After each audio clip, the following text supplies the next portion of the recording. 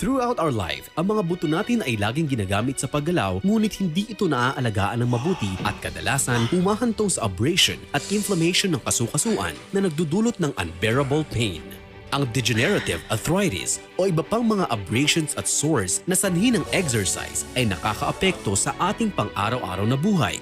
Kahit na ang steroid at non-steroid ay epektibo sa pag-relief ng sakit, malaking problema naman ang naidudulot na side effects nito. Don't worry! Marami pa ring mga natural na paraan na epektibo para iyong subukan. Oo, upang labanan ang joint pain, una, alisin agad ang sakit. Pangalawa, i-repair ang cartilage abrasion fundamentally. In terms of quickly removing the pain, mayroong 4 major components: natural MSM, C3 curcumin, xanthones, and bromelain.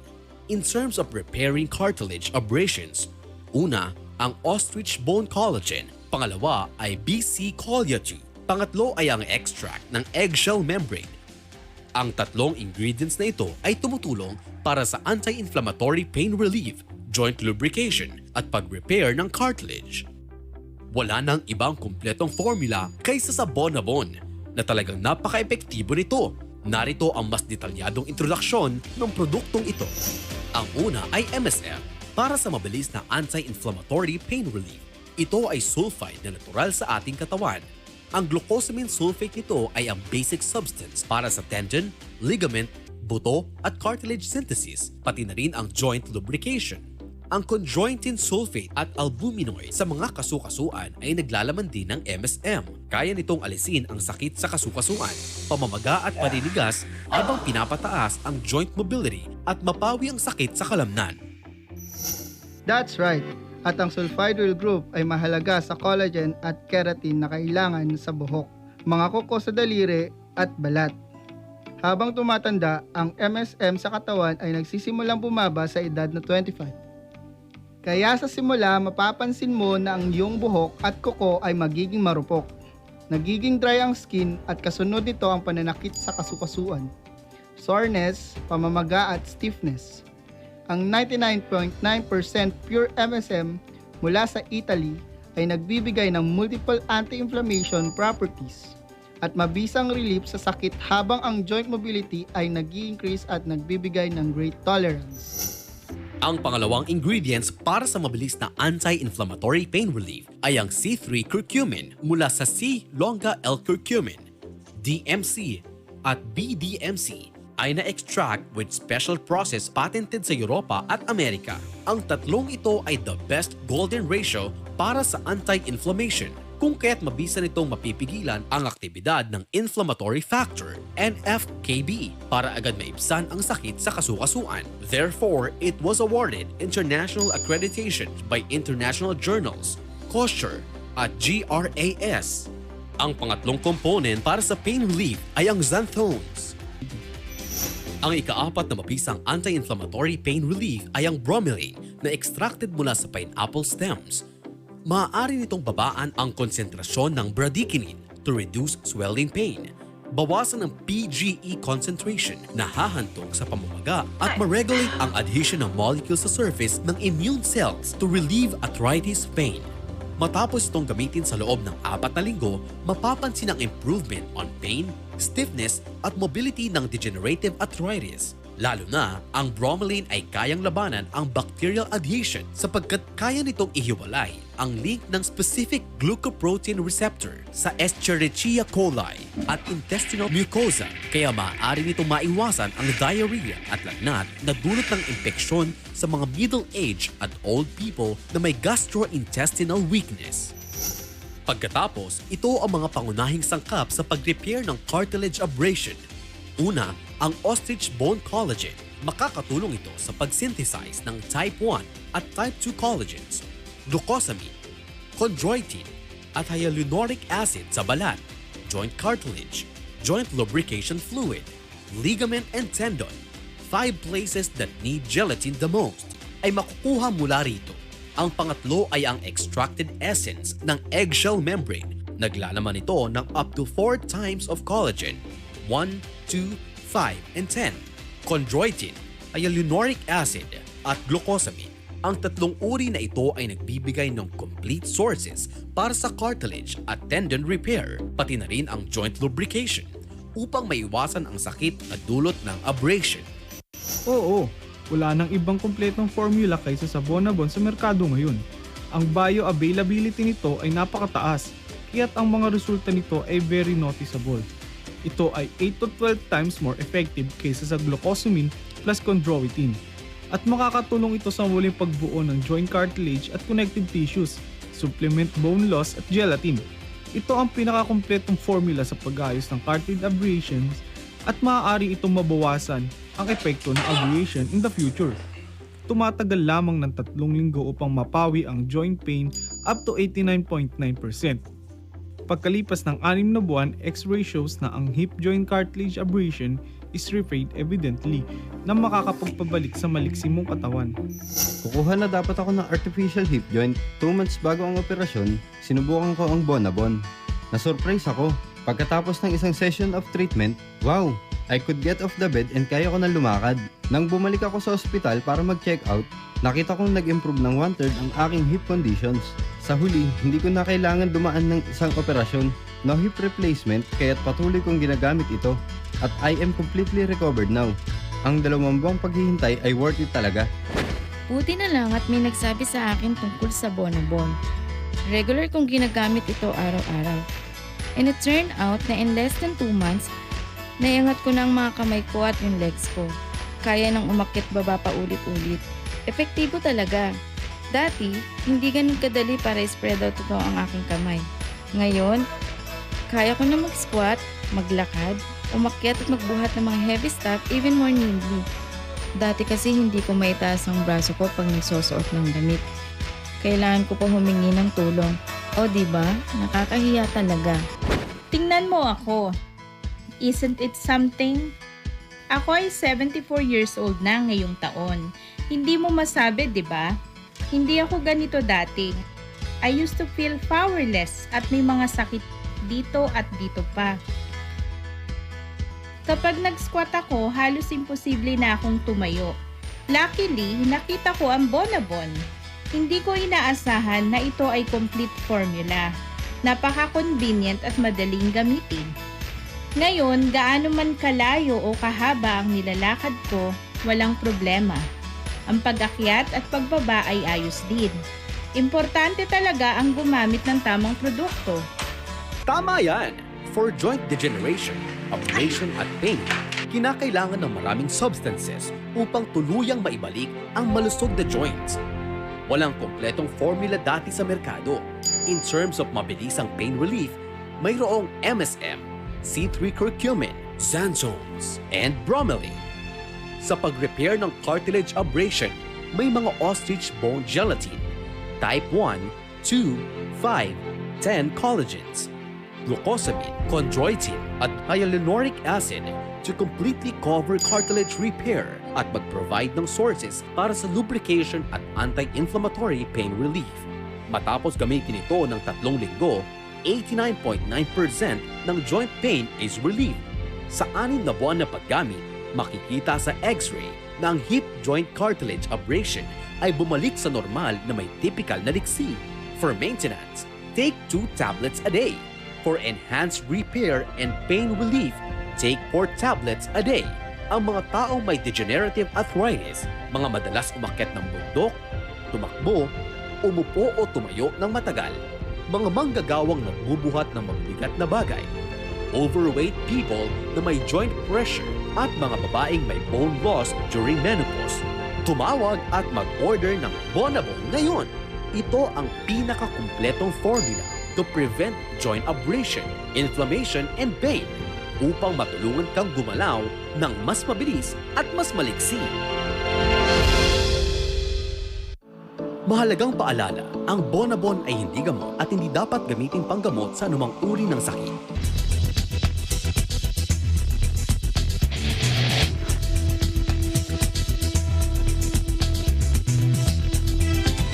We're working to connect a region of over 600 bridges between our lands.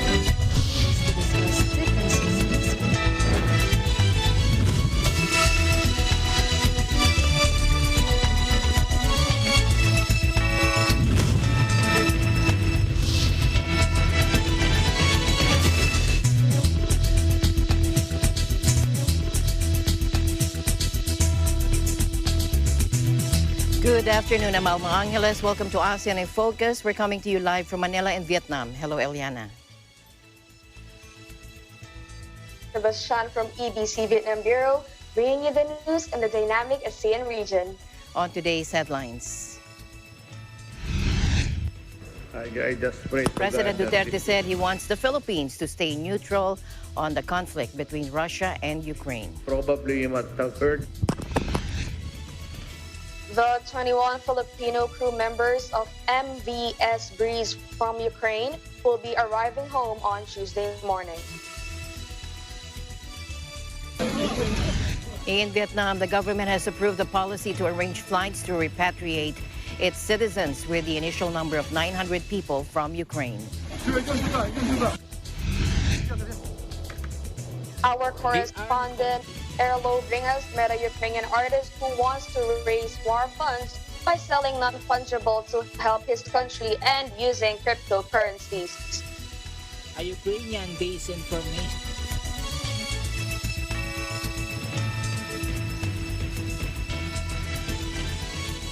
President Duterte said he wants the Philippines to stay neutral on the conflict between Russia and Ukraine. He also expressed hope that the parties involved would refrain from using nuclear weapons. He cited the impact of what he described as a primitive bomb in Hiroshima and Nagasaki during the Second World War. Let's hear more. I just pray to God that this will not really go out of control. Sabi ko na nga sa inyo, probably you must have heard me on TV na pag hindi ito na-control, delikado ang mundo. Once they start to push the button of nuclear warheads or nuclear bomb, or sabi nga ng isang commentator, it will melt the world. 1,000 ang nuclear warheads na. Sa Hiroshima, that was a primitive bomb. Nagasaki, flattened to the ground. Kung 1,000 bitawan, we stay neutral. But reality tells me that in the end, we'll just have to select which side we would be.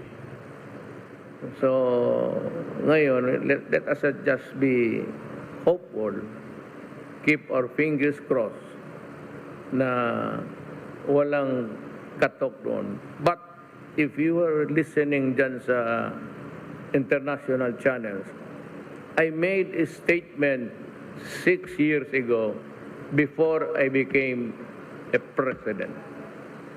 Ang pinadescribe ko, tinanong ako about Russia and ano na talaga yan sila eh. Sabi ko, and the Americans will never stomach death and destruction. Takot sila. Takot sila. Sabi ko, the Americans will not. But you watch out for Putin. He is suicidal. Hindi suicidal, no? Talagang, kaya pag mapahiya siya dito, magwawala yan. And I realized it when I went to Russia. I had a talk with him on all aspects of life. Tagala. Sabi niya na magkaibigan tayo. Sabi ko, wala akong away sa iyo. China, wala akong away sa inyo.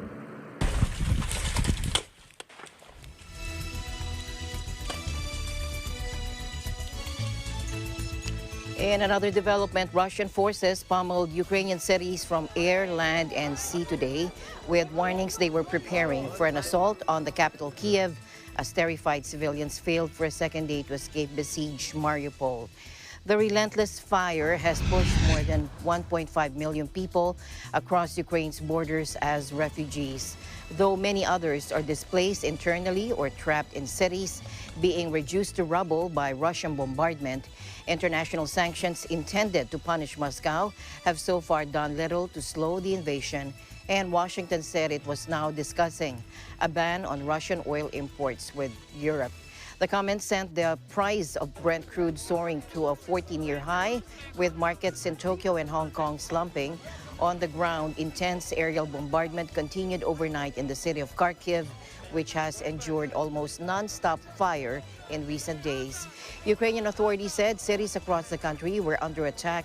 In the south of the country, regional military officials said Russia had shelled the village of Tuzli in the Odessa region from the sea, targeting crucial infrastructure sites but causing no injuries. In Kharkiv, Russian fire hit a university, an apartment block in the northeastern city, blowing out all the windows and leaving the facade completely blackened and charred. As he watches his house burned down, shelled in a Russian attack, Yevgen Sporomsky's body shakes violently as he puts his hand in his hands. The ear-splitting blast of Russian artillery on Kiev's northwestern front leave his home in ruins, fires raging, and his beloved German Shepherd in need of rescue by his neighbors. Let's look at this scene.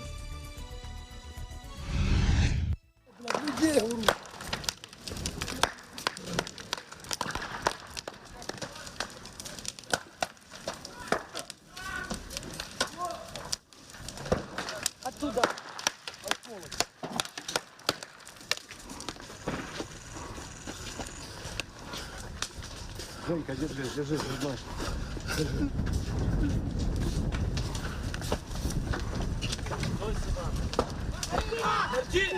Это наш хуй дал вырос, и ты его сосал всю жизнь свою оставшуюся, блядь. Там твой бывший, вот это хорошо, значит, все живы, да? Это все херня.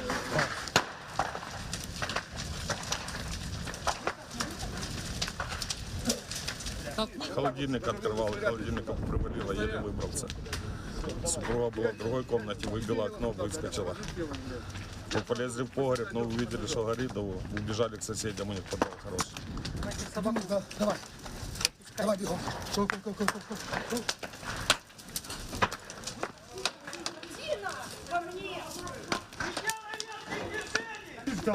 Не пугайте собаку, не пугайте. Не пугайте ее. Не надо быстро. Не, мы один выстрел услышали и все, и привалило. Ну, просто завалило полхаты пополам, разломалось. Все. На бочку, на это самое. Дети, вы сказали, вышли ваши за несколько минут до этого? На наши вон, дети ушли буквально за 10 минут с хлеба. Это сейчас нормально, блядь.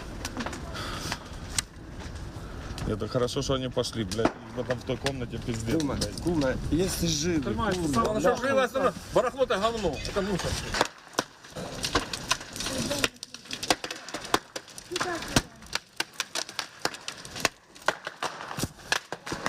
А что там выносить уже? Люди, что люди? To już koniec wszystkiego mieszkania. Jedzą. A my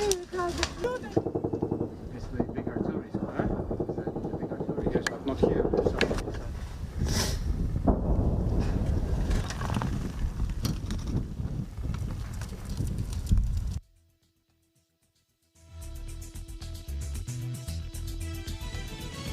The 21 Filipino crew members of MV Breeze from Ukraine. The 21 Filipino crew members from the MVSC Breeze will be arriving home on Tuesday morning via Philippine Airlines PR 659, according to the Department of Foreign Affairs announced at the weekend. Their repatriation made possible through the efforts of the Philippine Embassy in Budapest and the Philippine Honorary Consulate in Moldova. The DFA said the seafarers were able to enter Moldova from Ukraine from Chisinau. The Filipinos were transported to Romania, where they arrived early on March 4.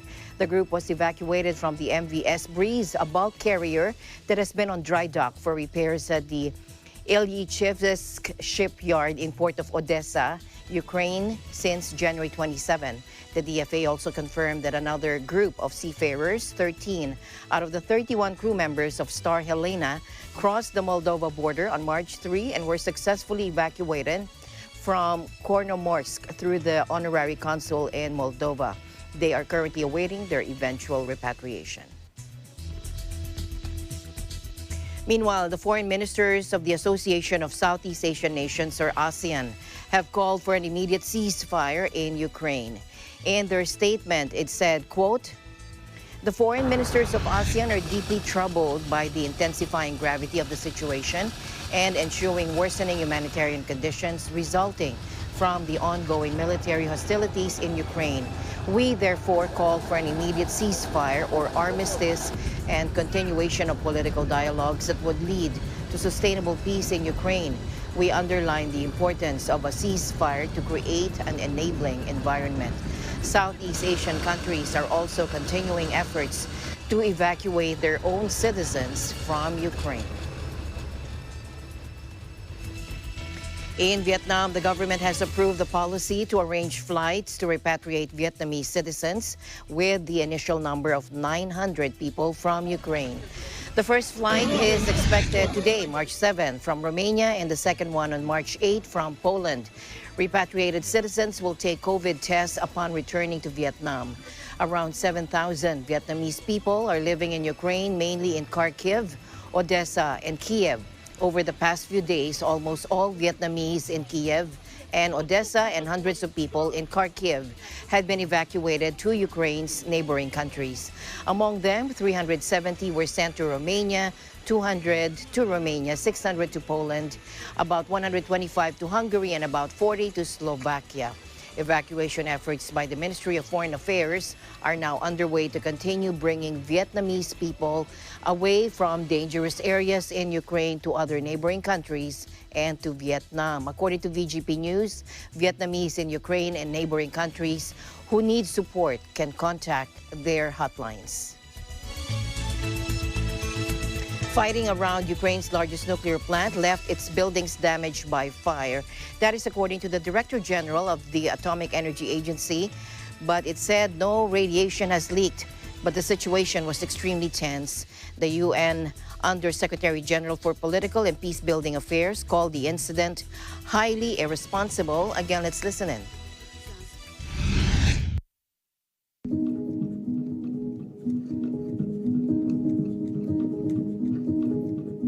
All the safety systems of the 6 reactors at the plant were not affected, and there has been no release of radioactive material. However, the operator and the regulator have been telling us that the situation is naturally continues to be extremely tense and challenging.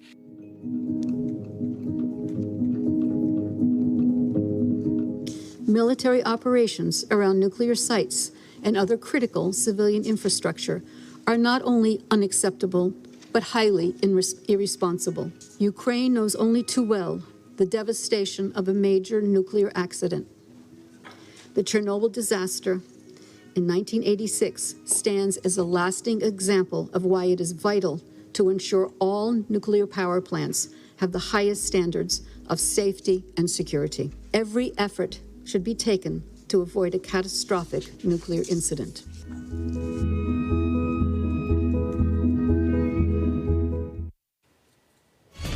Meanwhile, in a related news, Moscow's ambassador to the UN denies that Russian forces shelled the nuclear power plant in Ukraine. Again, let's listen in. Today, we have once again heard lies about how Russian troops attacked the Zaporizhzhia nuclear power plant. And this is all part of an unprecedented campaign of lies and disinformation against Russia. You're trying to present the situation in such a way as though the Zaporizhzhia nuclear power plant was allegedly shelled by the Russian military, as a result of which a fire broke out. These statements are simply untrue. The city of Enerhodar, the Zaporizhzhia nuclear power plant, or ZNPP, and the adjacent territories were taken by the Russian army under its control back on February 28th. As a result of negotiations with the management of the power plant, an agreement was reached to place it under the guard of the Russian military. As we were informed by the Russian Ministry of Defense, on the night of March 4th, while patrolling the protected area, but not the area of the Zaporizhzhia nuclear power plant itself, rather the adjacent territory, a Russian mobile patrol was attacked by a Ukrainian sabotage group. In order to provoke return fire on the building, there was heavy small arms fire that was opened on Russian troops from the windows of several floors of the training complex that is located just outside the territory of the nuclear power plant. The Russian patrol returned fire on the firing points of the Ukrainian saboteurs in the building of the training complex and suppressed their fire. As they were leaving, the Ukrainian sabotage group set fire to the training facility. Let me emphasize once again that this building is not located on the territory of the Zaporizhzhia nuclear power plant. The fire brigades that arrived were able to extinguish the fire on the premises. At the time of this provocation, none of the regular employees of the Zaporizhzhia nuclear power plant were present in the training building. At present, the personnel of the Zaporizhzhia nuclear power plant, which was not injured, as we were assured by the permanent representative of the U.S., continues to work normally and is maintaining plant facilities and monitoring the radiation situation. The background radiation levels in the area of the nuclear power plant are normal. At a UN Security Council meeting on Friday, Kiev's envoy Sergei Kislitsva said Moscow committed nuclear terrorism when its forces captured the plant, calling Russia's invasion of Ukraine an attack on humanity. Moscow's envoy to the UN, as we heard there, Vasily Nebenzia, however, dismissed those reports that Russian troops attacked the plant as lies and disinformation. He also stressed that Russian forces aren't interfering with the work of the plant's operators, but are trying to ensure the security of the facility. Meanwhile, UN humanitarians have described as unprecedented the continuing outflow of children and families fleeing relentless shelling from the Russian military action in Ukraine. A week since Russia's self-styled special operation began, around 500,000 children have already been forced to flee their homes, according to the UN Children's Fund, or UNICEF. The psychological toll, meanwhile, that the barrage of shelling and sirens has had on countless families fleeing the country is clear. Here's young Gedini Williams from the UN Refugee Agency, UNHCR, speaking from Moldova's border with Ukraine. Yesterday in Warsaw, we received the first cargo shipment of trauma supplies, surgical supplies, and emergency health supplies and medicines. There will be then the cargo is currently moving towards the border and then will cross further. As well, looking to the possibility of the medical evacuations of civilians. I think that component needs to be looked very carefully. I think at this stage, safe access will be very critical, both in terms of assets as well as teams that they are very willing to provide the needed medical support for the medical care. 500,000 children have been forced to flee their homes in just 7 days. This is unprecedented in scale and speed. As fighting continues, of course, last night, thousands of children spent another night in freezing and terrified in bunkers, their homes under siege. Children must have peace. And when we spoke to some of the families leaving, it was extremely clear the level of fear and trauma. One family that I spoke to, it was a mother with her 3 children in the car and their 2 dogs. They were all very shaken up. The youngest child, who was a young girl of, I would guess, around 8 or 9, was visibly shaken.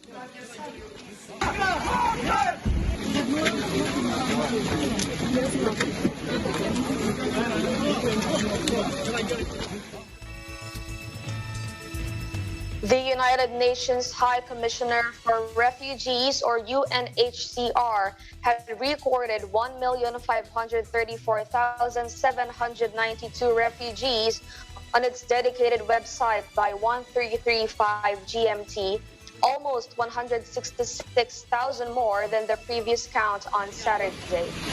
Here's Filippo Grande's tweet saying, quote, more than 1.5 million refugees from Ukraine have crossed into neighboring countries in 10 days, the fastest growing refugee crisis in Europe since World War II. The UN High Commissioner for Refugees. Authorities in the UN expect the flow to intensify as the Russian army continues to advance into Ukraine, particularly as it approaches the capital, Kyiv. According to the UN, 4 million people may seek to leave the country to escape the war. The Polish branch of Amnesty International, meanwhile, appealed on Facebook for Poland not to forget about migrants from the Middle East who are still stranded between Belarus and Poland. It called the unequal treatment of foreigners based on their nationality a massive injustice.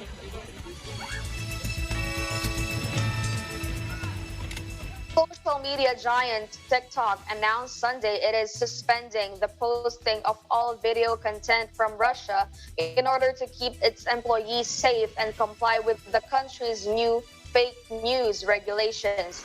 In light of Russia's fake news law, we have no choice but to suspend live streaming and new content to our video service while we review the safety implications of this law, the company said in a Twitter message, adding that its in-app messaging service will not be affected.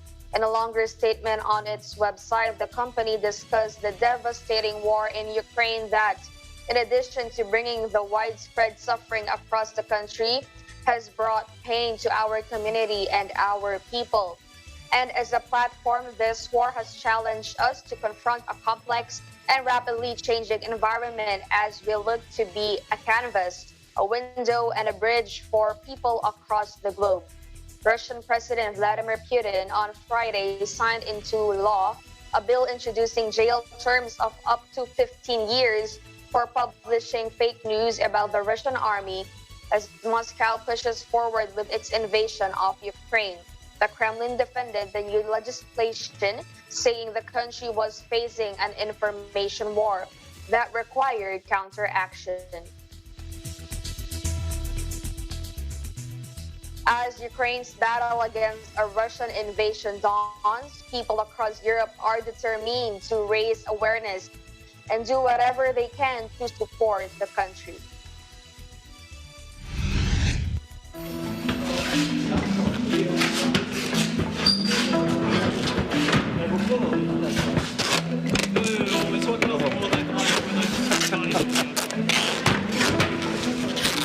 Já si myslím, že v tuhle chvíli každý chce pomoct a každý cítí obrovskou bezmoc, takže když můžu přiložit ruku k dílu, byť je to lepením dvou plátů k sobě, tak jsem za to hrozně ráda.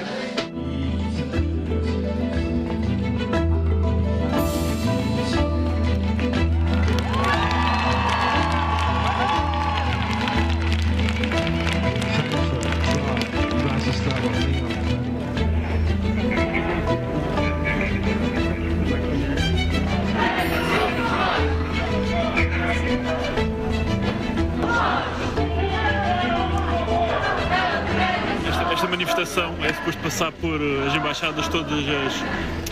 Não é todas as embaixadas da ONU, mas são permanentes na ONU. É para...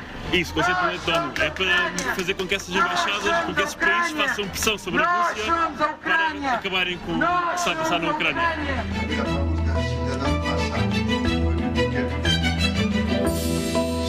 Le vent vient qui nous a entrepris sur le front. Dommage qu'il ne soit pas. Cette soirée aujourd'hui, pour le peuple ukrainien, pour le pays et le soutien de la communauté autre que l'ukrainienne est très importante. L'art, on ne peut plus faire de l'art en fait juste en distraction, c'est vraiment une arme. Aujourd'hui, c'est une arme paisible, mais c'est une arme très très puissante.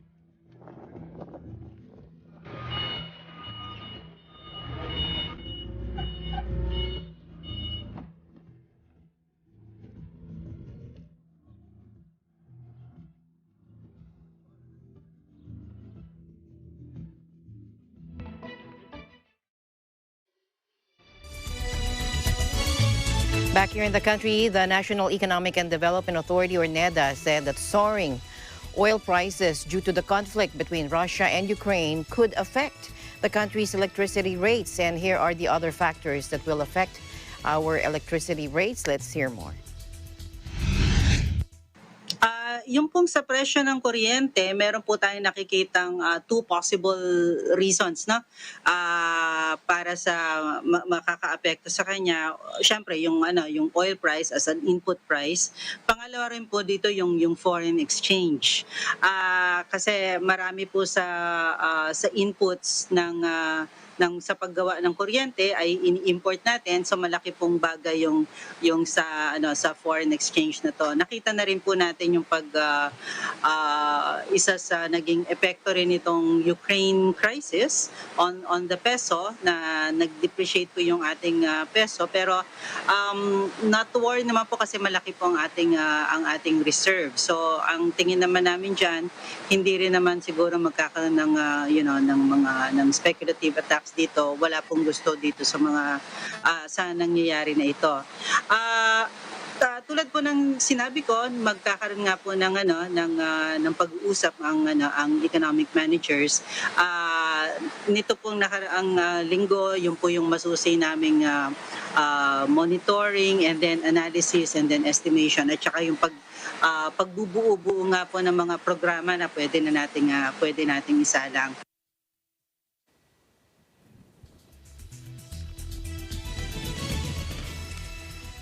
And ASEAN in Focus will be right back. We have more news for you, so please stay tuned.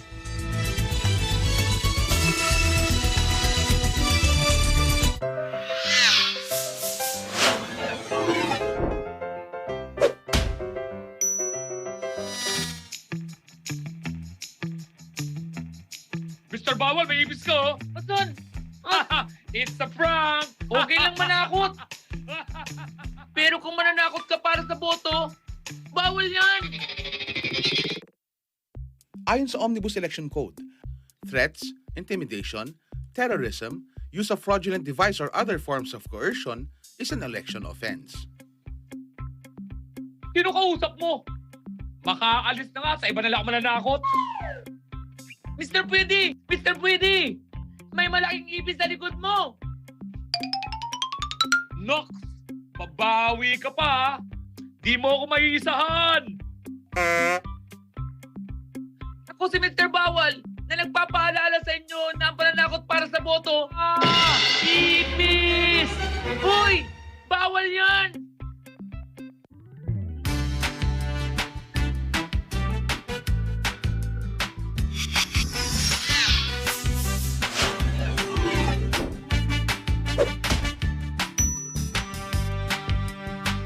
A public service message of Net25 for Mata ng Halalan 2022. Matatag, matapang, matapat. Alam namin ang iyong pagsisikap. Dama namin ang iyong mga sakripisyo. Kita namin ang pagharap mo sa bawat pagsubok. Kaya sa kabila ng mga hamon ng buhay, nandito kami para umalalay. Kasi katulad mo, gusto rin namin ang magandang bukas para sa kanya. Hatid namin ang dekalidad na edukasyon at makabagong pasilidad sa abot kayang halaga. Kaya huwag ka nang mangamba. Sasamahan ka namin tuparin ang mga pangarap niya.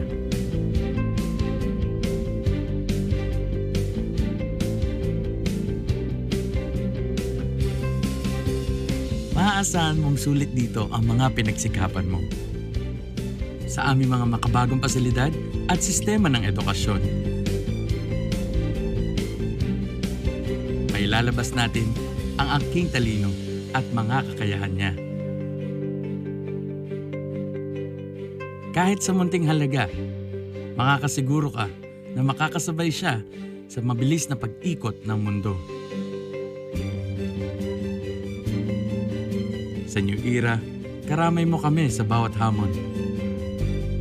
Kaagapay mo kami sa bawat hakbang. Kasama mo kami sa bawat ngiti at tagumpay.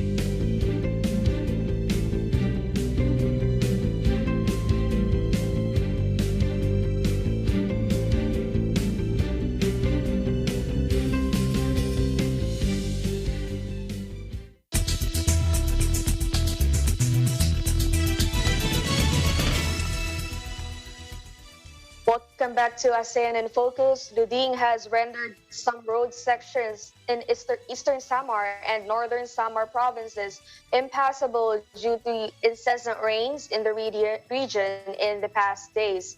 The Department of Public Works and Highways, or DPWH, said flooding has closed a section of a major highway in Bigov village, Arteche, Eastern Samar. This is part of the road network that links the provinces of Eastern Samar and Northern Samar. DPWH Eastern Samar District Engineering Office Chief Maria Margarita Junia said in a phone interview Sunday that flooding is common in Bigo village every rainy season since the road section is a catchment area every time there is an overflow from the Oras River. The incessant rains since Sunday are brought by a low-pressure area affecting Visayas and Mindanao. Frequent rainfall will likely prevail in eastern Visayas in the early part of March due to the northeast monsoon or Amihan and La Nina. Rains may continue this month since there are existing weather systems that have been affecting the region. The region has been experiencing rains weekly since November 2021, and the wet season persists until March, even as the country observes Fire Prevention Month. People living in low-lying areas near these river systems have been advised to stay alert for possible flash floods during rainy days. Those residing near mountain slopes have been told to watch out for signs of landslides.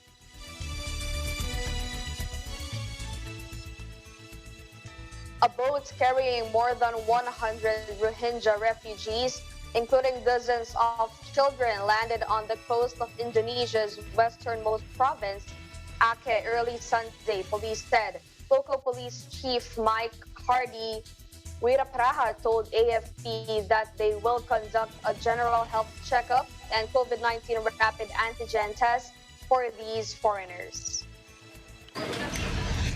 Akan melakukan tes kesehatan karena sekarang sedang musim COVID-19, maka kami akan melakukan rapid antigen. Kemudian selain melakukan rapid antigen, kami juga melakukan tes kesehatan secara umum dari para warga negara asing ini. Kemudian lagi setelah ini kami juga sudah berkoordinasi dengan teman-teman dari imigrasi, teman-teman dari IOM, dan UNHCR.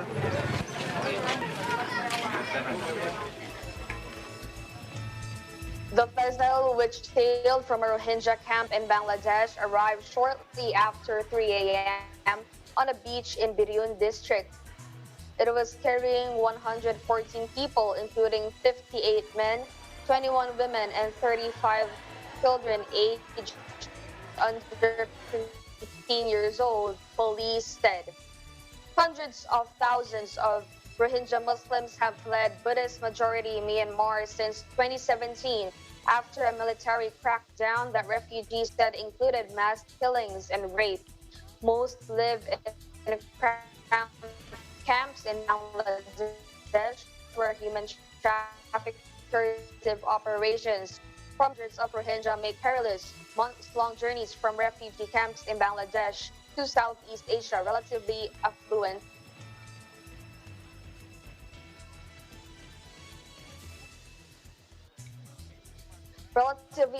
Malaysia is usually the favored destination, but they also end up in Indonesia.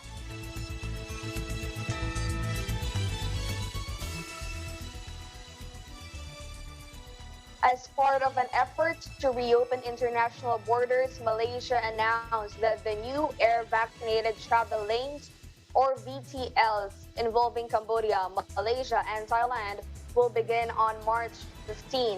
He said the matter was discussed during Prime Minister Datuk Seri Ismail Sabri Yaakob's official visit to the two countries recently.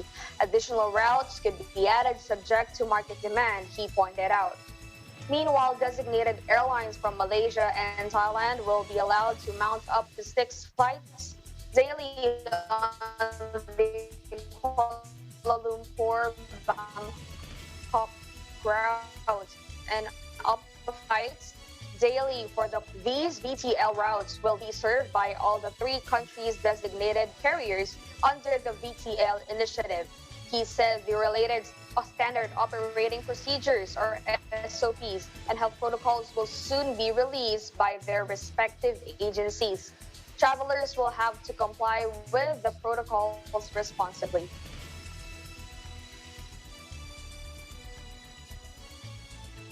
Thai authorities were preparing Sunday to conduct an autopsy on the body of Australian cricket superstar Shane Warne, who died of a suspected heart attack before flying him home, where he will receive a state funeral.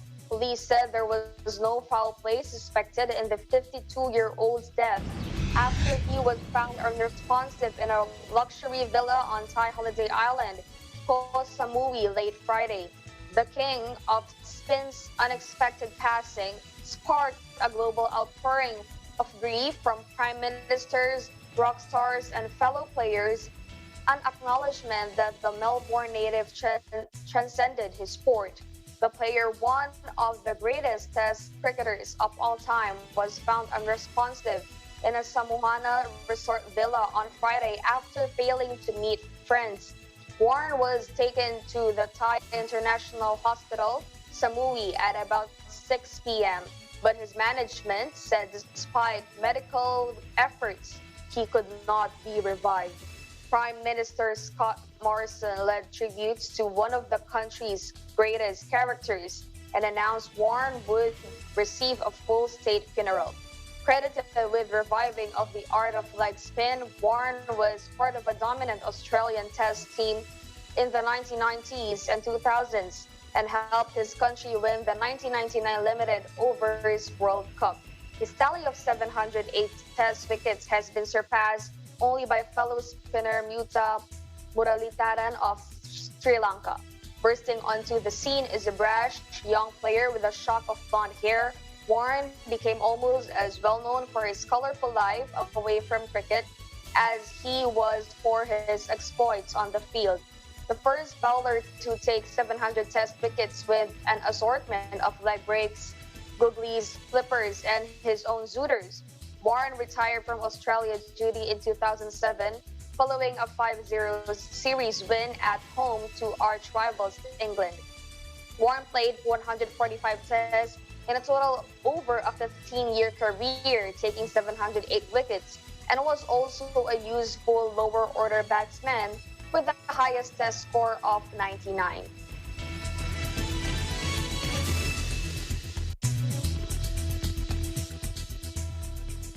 ASEAN in Focus will be back after a short break.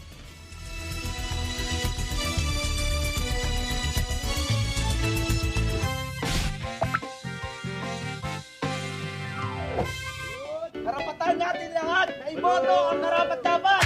Tama! Lahat ng Pilipino pwedeng bumoto! Kung rehistrado ka. Ha? Ang lahat ng Pilipinong rehistrado lamang ang maaaring bumoto.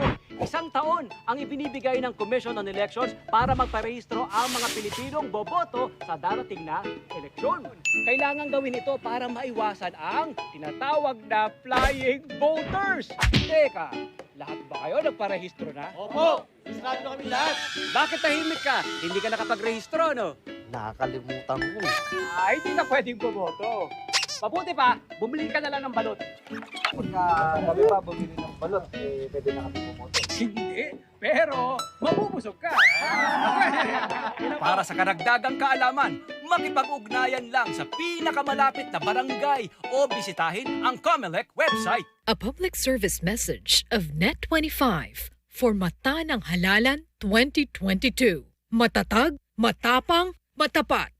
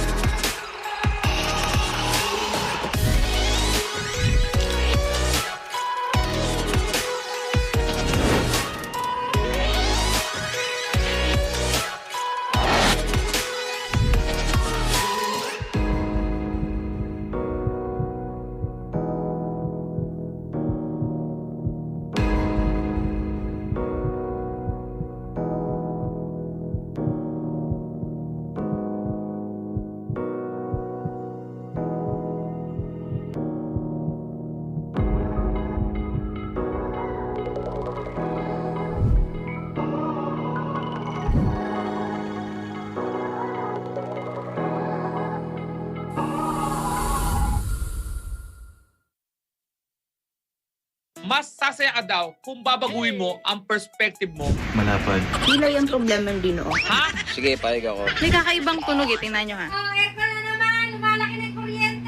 Paano yun? Nako! Salot daw kami mga tambay. Kami nga taga-turon kapag naliligaw. Sorry na, patawarin mo na ako. Adna, an-ab, oyak. Pabilisan ang labanan. Hindi na. Baliktado! Yung curfew hanggang 8 p.m. Kayo hanggang friends lang. Daniel, nakaball, videos!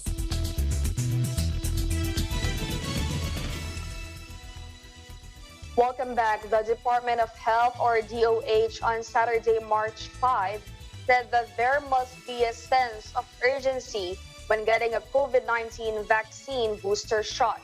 This is amid the low number of individuals getting their additional dose.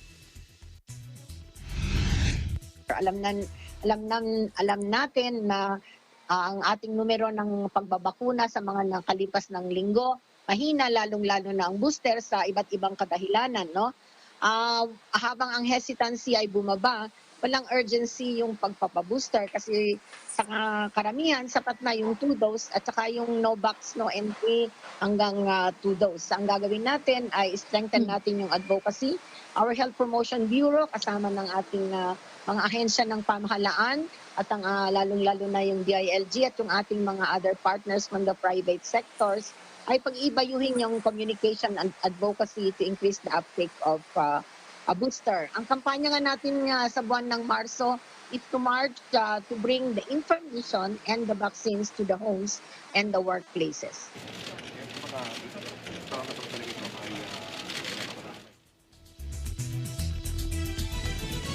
Staying in the country, the Philippine Army and the U.S. Army Pacific, or USARPAC, formally started the 20-day Salaknib exercise that aims to deepen interoperability between the two armies and the 1st Brigade Combat Team, headquarters in Fort Magsaysay, Nueva Ecija last March 5.